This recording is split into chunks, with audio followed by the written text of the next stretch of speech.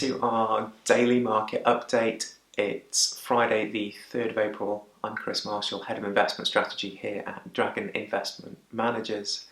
So as we look around the world, it's again around 7 a.m. here, UK time. We've seen Asian equities trading really mixed overall. We've seen losses for 3 days in the Asian equity space.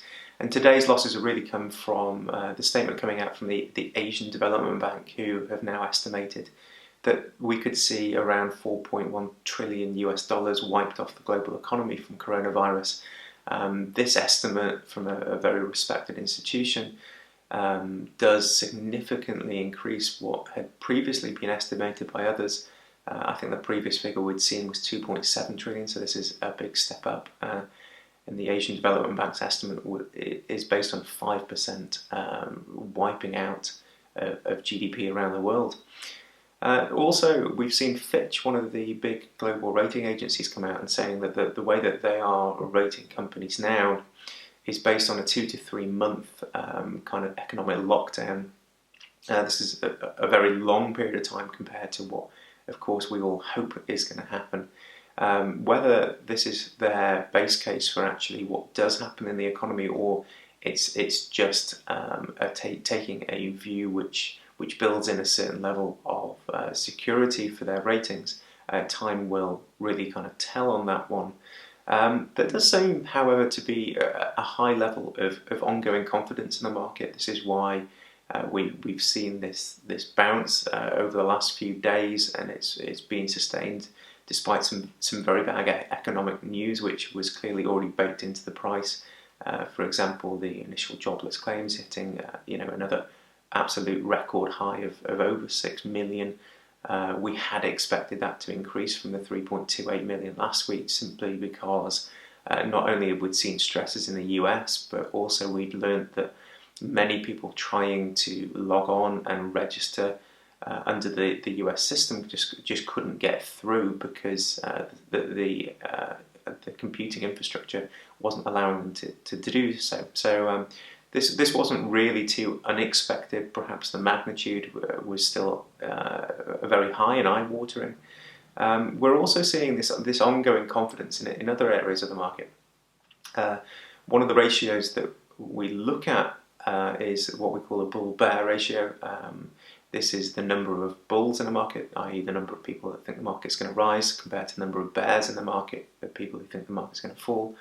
And this ratio really gives us quite a good insight into the sentiment of what people are thinking and how they're feeling about things. We had seen that ratio fall, so we'd seen an increase in bearish outlook, people thinking the market's going to fall.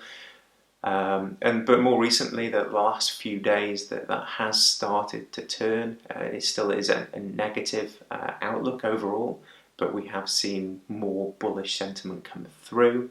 And another area which perhaps is interesting and does show an appetite for a certain level of risk, even amongst all this economic uncertainty and health uncertainty, is the debt market and the appetite for debt. This last month we saw a record issuance of corporate debt in the US, $259 billion.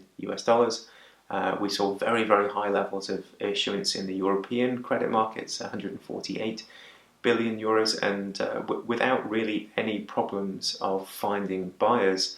I think Carnival is perhaps one company which demonstrates this more than anything else. Of course, we have very, very uncertain time frame for when Carnival might start sailing its ships again, and yet it was able to come into the market and raise debt. And actually, sources tell me that there was so much demand for the debt that they were able to increase the level of issuance by €1 billion. So they issued 4 billion euros in the debt market at a coupon of 11.5%. And so that does show that there is an appetite for risk out there, and perhaps this is coming from some of the central bank policy which we've seen come out, certainly in the US, who have said that they will, for the first time, buy corporate debt, both in the primary and secondary market, and perhaps that's giving people a little bit of confidence that there is a guaranteed buyer, and there is perhaps a floor, and perhaps some of those credit spreads that we've seen open up are perhaps a little too high in their magnitude.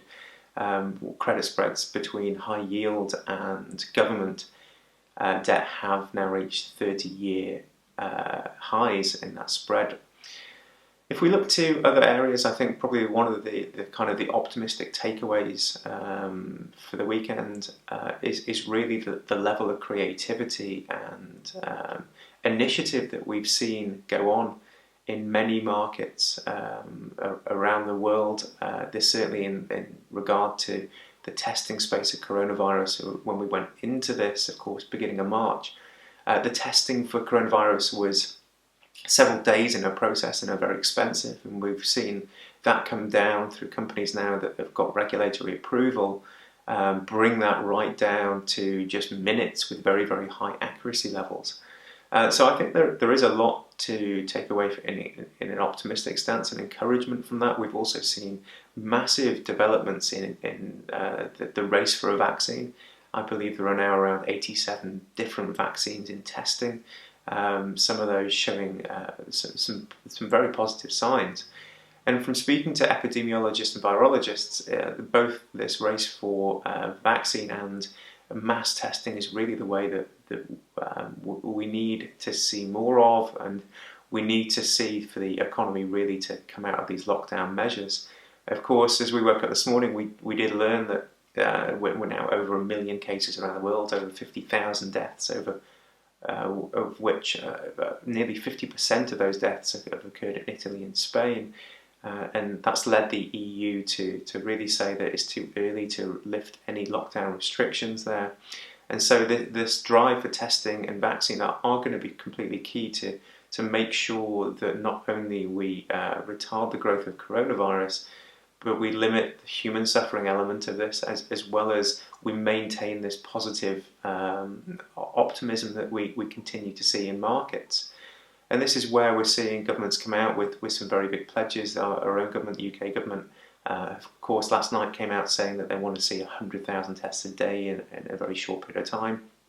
These are very big numbers, but because of those developments in testing, these are they are plausible numbers and something that we need to see happen.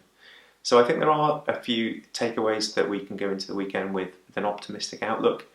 There are stress points in the market, and we are looking at those and very carefully monitoring those in terms of our portfolio positions.